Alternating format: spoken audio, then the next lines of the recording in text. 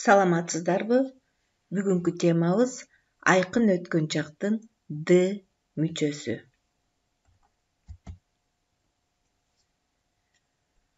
Айкын өткөн чактын D мүчөсү этиш сөздөргө уланып, кыймыл аракеттин өткөн чагын билдирет.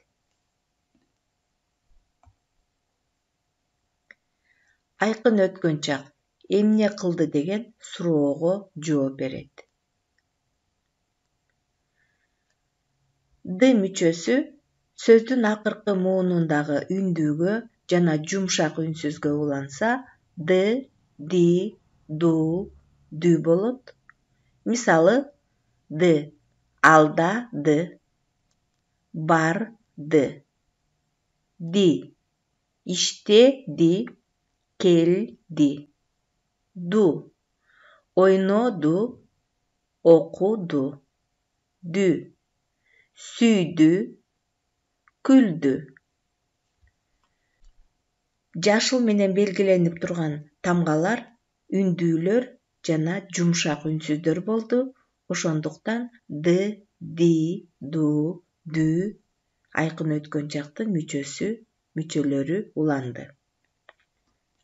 Сөздүн акыркы муунунда каткалаң үнсүз болсо, анда Т, ти, ту, түү мүчөлөрү уланат. Мисалы, Т ачты, ти ичти, ту учту, түү көрсөттү. Каткалаң үнсүздөр болгондуктан Т, ти, ту, түү мүчөлөрү уланды, өзүңөр көргөндөй. Азыр болсо акыркы көрсөттү деген сөзгө көңүлүңөрдү бургулап, көрсөт деген сөз каткалаң Т үнсүзү менен аяктады. Уланган мүчөбүз дагы түү. Бул жерде 2 Т жазылат. Көрсөттү. Эми сүрөттүү мисалдар менен бышыктайлы. Мен дем алыш күнү эмне кылдым? Дем алыш күнү кызыктуу китеп окудум. Оку сөзүндө акыркы үндүү болгондуктан ду мүчөсү уланды. Окудум. Биз досторубуз менен эмне кылдык? Досторубуз менен караокеде ырдадык.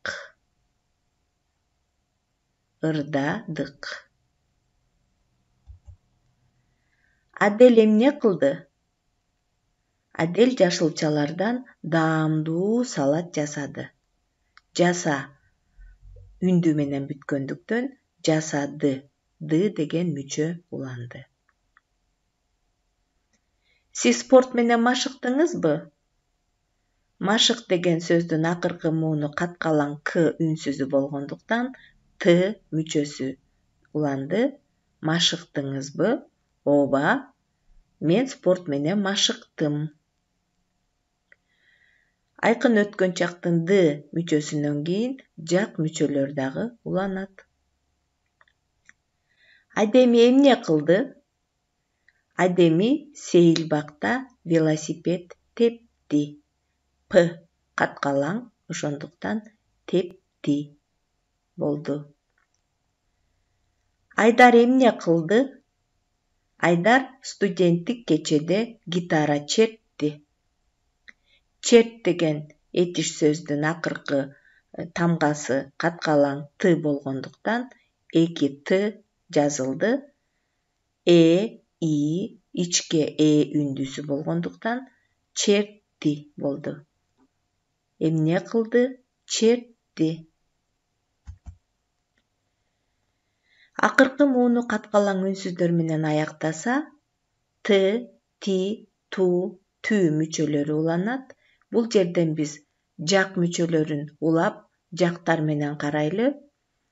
Себеби колдонгондо биз көбүнчө жак мүчөлөрүн улап колдонот экенбиз. Мисалы, ач деген сөз Ч каткалаң үнсүз, ошондуктан ачты мүчөсү уланат.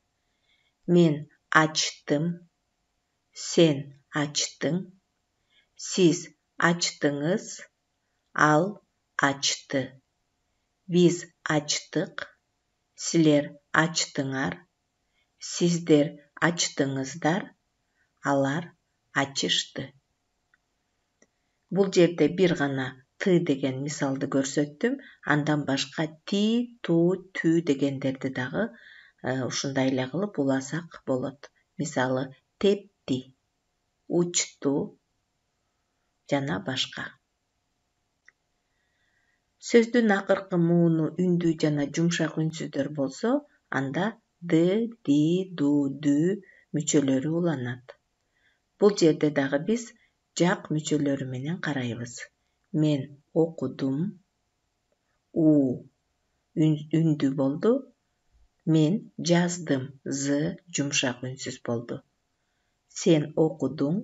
Сен жаздың. Сиз окудуңуз. Сиз жаздыңыз. Ал окуду. Ал жазды.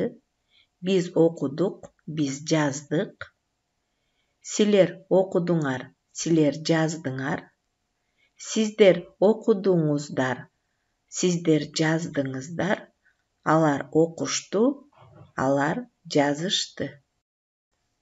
Айкын өткөн чактын ды мүчөсү мына ушундай варианттар менен өзгөрөт экен.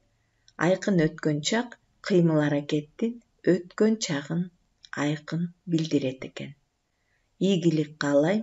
Көңүл бурганыңыздар үчүн рахмат.